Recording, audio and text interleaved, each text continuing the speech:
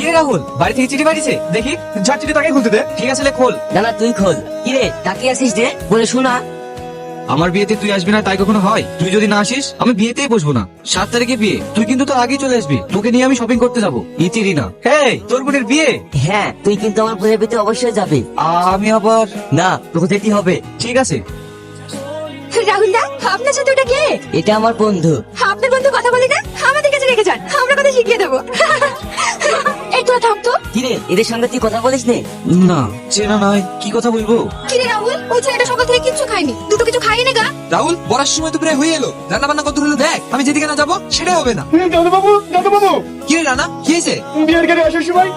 তুই কি বলছিস? হ্যাঁ দাদু বাবু, আমি ঠিকই বলছি। তাহলে আমাদের রিনার কি হবে? এত বড় সর্বনাশ হয়ে গেল, তাহলে আমাদের নিনা লগ্নভ্রষ্ট হয়ে যাবে। ওগো, তাহলে এখন কি হবে? জানি না, আমি তো কিছু বুঝতে পারছি না। ঠাকুর মশাই, এখন এর উপায়? উপায় একটা আছে। কি উপায় ঠাকুর মশাই? এই লগ্ন থাকতে থাকতে ওকে যদি কেউ বিয়ে করে তাহলে আর লগ্ন ভ্রষ্ট হবে না। এখন ছেলে আমি কোথায় পাবো? কে আমার মেয়েকে বিয়ে করবে?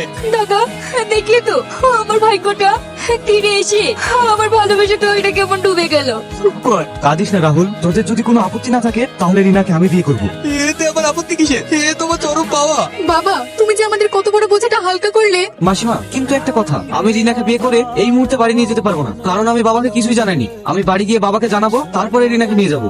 না না, এতে কোনো অসুবিধা নেই। কিরে, তোরা সব কোথায় আছিস? শাক ভাজা, উলু দে।